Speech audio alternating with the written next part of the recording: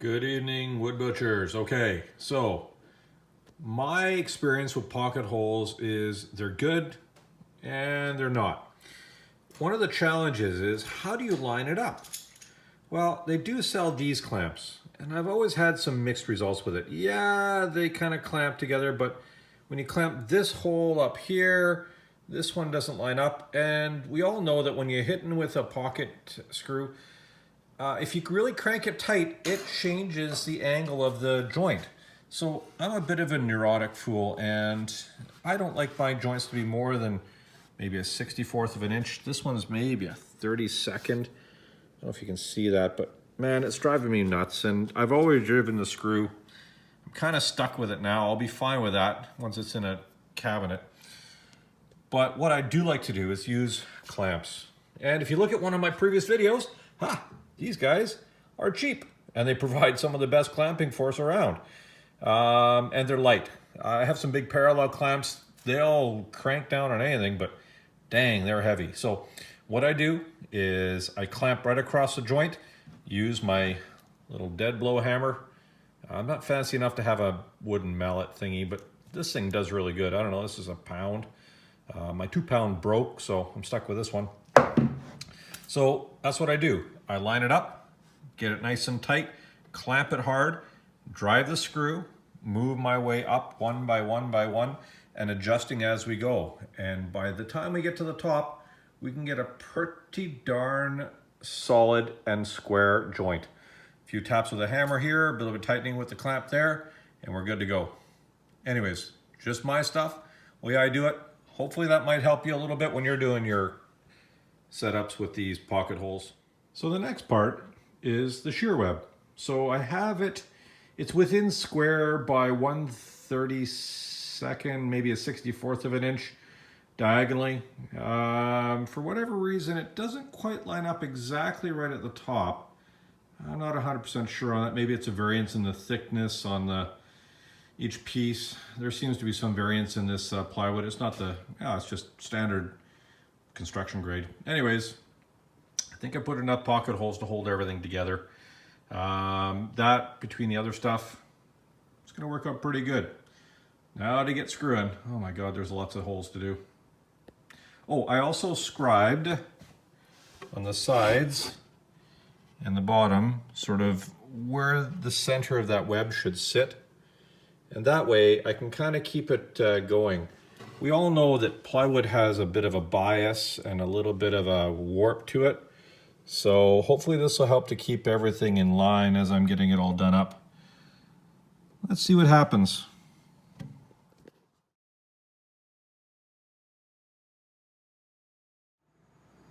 Good morning, wood butchers. Well, I had to think on it overnight, how I'm gonna do these shelves or how I'm gonna hold the totes and stuff like that. Basically, I have a whole bunch of these things. So the DeWalt ones are just a little bit less than 18 inches. These are about 16 and a half inches or so. They work okay, but I had to figure out how to hold all of the different ones. So I came up with just simple OSB cleats, 1/2 inch, 4 18 gauge brad nails into it. I made a spacing block just out of some scrap OSB. Gives me 5 inches, which will allow me to clear the big cases. Tack those things in, pull it out, good to go. I then cut some OSB sheeting to just very snugly fit in there. So as you pull your cases out, you're not going to have any issues with pulling the shelf out. I've smacked it, I've banged it, I whacked it, I put some really heavy stuff on it. It's not going anywhere, it's just a shear load on the edges. Put that in there. That works pretty sweet. So now I have a whole bunch of these little shelves to space out and do. I'm going to make another set of spacers for some thinner ones so I can store many different types, and then I'm going to have to start getting this all together. So I've got about 12 shelves cut and some little scraps I can use otherwise. So I'm thinking I can make about 16 shelves, I guess, in total. And on top of that, give me more chance for picking up more containers, because we always need more containers and more storage, right guys? Anyways, next piece of the project done. Good afternoon, wood butchers. Okay, we got the carcasses all done up. The little shelf brackets are nailed in place. The reason I went with that is if I ever want to change it, it's easy to pop them off and pull out those brad nails. It's upside down. I'm going to put a bottom plate on it and the wheels, and we're going to flip it over with the help of the mighty termite, who is doing an amazing job of mopping up and sweeping up the floors. Hi. And once she's done that, we're going to flip it over after I got the wheels on and do up the other parts. I've set it up also so that the height is going to be perfect, that I can add some hardboard or other stuff underneath to get it to the right height of the outfeed for my table saw. So instead of building a whole new outfeed table, I'm going to be able to just slide this one right up to it and extend that out as far as I need. Anyways, on to the next part. Now, for better or for worse, I have the bottom plate on. It's just a 1/2 inch piece of OSB. It's going to be strong enough. I just used some pocket screws, some 1-inch ones. They got a smaller head. Again, I'm pretty sure this is going to be solid as it is. The wheels are held on by number 14 by 1 inch big honkin' sort of pan head screws. I also used a 1/4 inch washer so I can move these around. They are on there solid. I don't think that's going to come off. I put them into such a place that if I really had to, I could through bolt them if necessary. So I don't think I'm going to have that issue, but if I need to, I will. I'll give you an update when it's up on its feet and I can do stuff with it. Well, here we go. Here's the mighty termite mopping up the floor.